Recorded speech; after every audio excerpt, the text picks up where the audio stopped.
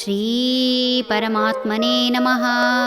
ಶ್ರೀಮದ್ಭಗವದ್ಗೀತಾ ಅಥ ಚತುರ್ಥೋಧ್ಯಾಯಃ. ಜ್ಞಾನಯೋಗಃ.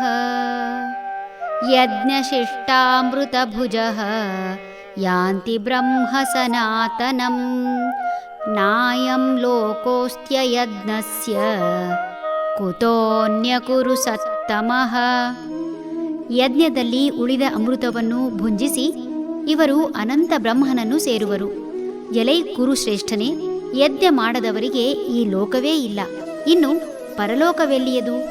ಸಮರ್ಪಣಾ ಭಾವದಿಂದ ತಮ್ಮ ಕರ್ತವ್ಯವನ್ನು ಮಾಡುತ್ತಾ ಮಾಡಿದ ಕರ್ಮದಿಂದ ಬಂದ ಫಲವನ್ನು ಪ್ರಸಾದವೆಂದು ಸ್ವೀಕರಿಸಿ ಮಾನಸಿಕವಾಗಿ ಯಾವುದಕ್ಕೂ ಚಿಂತಿಸದೆ ಆನಂದದಿಂದ ಇದ್ದು ಪರಮಾನಂದದಿಂದ ಬ್ರಹ್ಮನನ್ನೇ ಸೇರುತ್ತಾರೆ.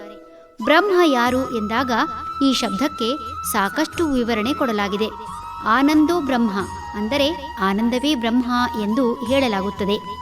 ಪರಮಾನಂದ ಸ್ಥಿತಿಯೇ ಬ್ರಹ್ಮ. ಕಾರಣ ಪರಮಾನಂದ ಹೊಂದುವುದು ಅಷ್ಟು ಸುಲಭವಲ್ಲ. ಯಾವ ಮನುಷ್ಯನ ಮನಸ್ಸಿನಲ್ಲಿ ತಾನು ಮಾಡುತ್ತಿರುವ ಕೆಲಸದಲ್ಲಿ ಶ್ರದ್ಧೆ ಭಕ್ತಿ ಇರುತ್ತದೆಯೋ ಅಲ್ಲಿ ಬೇರಾವುದೇ ಯೋಚನೆಗೆ ಅವಕಾಶವಿರದು.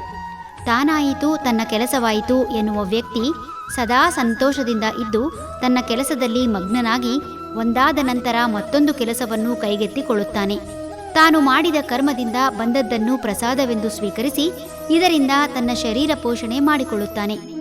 ಈ ಜಗತ್ತಿನಲ್ಲಿ ಯಜ್ಞ ಮಾಡಲು ಬೇಕಾದ ಅಂದರೆ ಕೆಲಸ ಮಾಡಲು ದೇಹ ಹಾಗೂ ಸಾಮರ್ಥ್ಯ ಇದ್ದರೂ ಇದನ್ನು ಉಪಯೋಗಿಸಿ ಉತ್ತಮ ಕಾರ್ಯ ಮಾಡಿ ಉತ್ತಮ ಬಾಳ್ವೆ ಮಾಡುವುದು ಬಿಟ್ಟು ಯಾವುದೋ ಕಾರಣ ಒಡ್ಡಿ ಸಮಾಜದತ್ತ ಕೈಚಾಚಿದರೆ ಅಂತಹ ವ್ಯಕ್ತಿಗಳು ಇಲ್ಲಿ ಸಲ್ಲದ ಮೇಲೆ ಅಲ್ಲಿಯೂ ಸಲ್ಲರು. ಈ ಪ್ರಪಂಚದಲ್ಲಿ ಕಣ್ಣಿಗೆ ಕಾಣುವಂಥದ್ದಾದರೂ ಇದೆ. ಇದನ್ನೇ ಒಪ್ಪದ ಜನ ಇಲ್ಲಿ ಪಡೆದ ಪುಣ್ಯದಿಂದ ಅಂದರೆ ಮಾಡಿದ ಉತ್ತಮ ಕಾರ್ಯದಿಂದ ದೊರೆತ ಫಲದಿಂದ ಜೀವಿಸಿ ಉನ್ನತಿಯನ್ನು ಪಡೆದು ಸೂಕ್ಷ್ಮ ಶರೀರದ ಮೂಲಕ ಪರಲೋಕವನ್ನು ಅನುಭವಿಸಬೇಕು.